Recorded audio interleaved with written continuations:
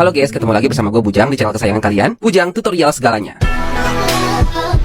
Di video kali ini gue pengen bikin tutorial buat kalian yang mau ngalahin MrBeast. Soalnya dari kemarin banyak banget nih yang komen nanya, "Bang, gimana sih cara ngalahin MrBeast? Bang, bisa gak sih ngalahin MrBeast dan mengharumkan negeri kotok?" Orang-orang yang nanya ini tuh kan kayak jarang muhasabah diri gitu ya. Punya mimpi tuh bagus, tapi kapan bangunnya gitu loh, mimpi mulu. Tapi di satu sisi nggak ada yang nggak mungkin sih, semua bisa terjadi. Contohnya Teh Kotok udah ngalahin Veralta. Tapi gue bisa ngeposisiin diri gue jadi lu yang mau ngalahin MrBeast. Kayak gue nih, Teh Kotok mau ngalahin Dot Design atau Sinopal. Itu tuh kayak tolol banget gitu, kayak mana bisa. Terus juga buat apa bangsat gitu kan. Jadi mudah-mudahan tutorial ini membuka pikiran kita untuk akhirnya mengambil jalan yang tepat untuk ngalahin MrBeast.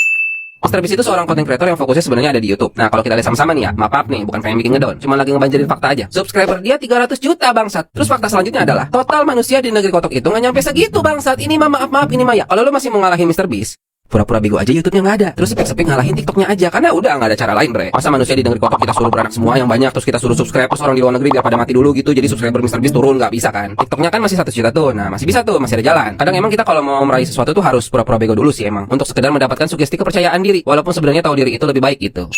Sebelum masuk ke langkah-langkahnya, ada baiknya kita tahu tujuan kita dulu. Kalau gue pribadi ya, gue sih pasti mau ngalahin MrBeast karena pengen mengharumkan negeri kotok ke kancah internasional. Gue sih nggak pernah ya kepikiran mau mengharumkan negeri kotok dari belajar yang pintar, dari berprestasi, atau dari jago olahraga gitu. Di pikiran gue pertama sih pasti itu, pengen ngalahin MrBeast karena pengen bikin harum negeri kotok. Bukan supaya makin banyak endorse, red card bisa mahal, nggak gitu, nggak. Gue orangnya nggak gitu. Lagi uang tuh apa sih? Nggak bisa dibawa mati. Follower nggak bisa dibawa mati. Subscriber nggak bisa dibawa mati. Seperti yang tadi gue bilang, kita nggak bisa ngalahin subscribernya MrBeast di YouTube, tapi kita bisa ngalahin followernya di TikTok. Dan yang lebih depan mata lagi adalah ngalahin likes-nya dulu. Karena enak tahu, tinggal upload yang banyak, like, balap udah. Terserah kontennya kayak gimana, mau jelek ke, mau nggak penting ke, mau merusak moral ke, mau bikin generasi minta-minta ke. Pokoknya semua cara itu halal demi bisa mengharumkan negeri kotok. Jadi kadang kita sama-sama mikir deh, waktu kita ngelihat sesuatu dan kita pengen banget untuk dapat itu gitu. Kita sirik orang bisa punya itu, kepintaran lah, duit lah, bini cakep lah misalkan gitu. Coba pikir ulang deh, emang Allah mau kita dapat itu semua ya?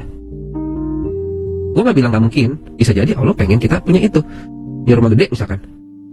Tapi coba, lo pernah gak pikir ke sono? Atau ya, itu yang Allah bilang, permainan semata gitu, sandiwara semata itu, ya kan? Di Al-Hadid kan? Ternyata lo gak disuruh untuk punya itu gitu. Gue pernah ngobrol kayak gini sama temen gue ya, iseng kan. Jadi, mau nyicil rumah gitu kan. Tapi kan metodenya kan riba ya. Nah, lo nggak apa-apa itu kan, tapi itu riba gitu kan. Jadi yang ngomongnya kan gini, kayak ya kalau kita nggak ikut itu, kita kapan mau dapat, ya kan? Secara logika benar, dia kan gaji segitu, mau lo gajinya 10 juta 20 juta aja, itu juga tetap masih lama loh kalau dia hitung, ya kan, untuk dapat rumah. Tapi coba pikir lagi deh, Allah mau nggak lo punya rumah? Pernah nggak mikir ke situ? Kita tuh jarang nanya kenapa loh. Apa jangan-jangan kita nggak pernah mikirin Allah gitu, kayak kita mikirin apa yang kelihatan depan mata aja deh gitu loh. Buat apa sih kita punya rumah? Bisa jadi sih, bisa jadi Allah pengen lu punya rumah. Bisa jadi juga, gue nggak bilang kayak lu nggak usah punya rumah, enggak. Coba lu bayangin aja gitu, misalnya ada jalan buat dapat rumah, tapi itu harus nyicil dengan riba gitu. Ya lu bayangin sendiri aja, kira-kira Allah suka nggak ya liat gue kayak begini gitu. Jadi itu menghindari, itu salah satu cara untuk kita nggak gampang sirik sama orang gitu maksudnya, Bre.